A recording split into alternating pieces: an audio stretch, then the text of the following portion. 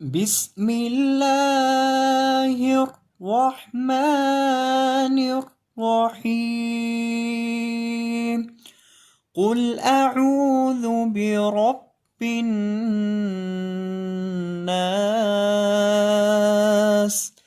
ملك الناس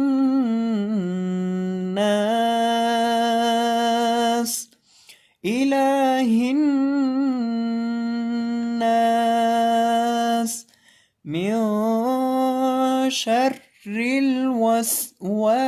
الخناس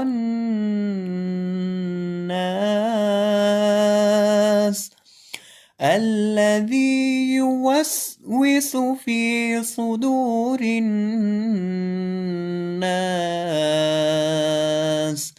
من الجنة والناس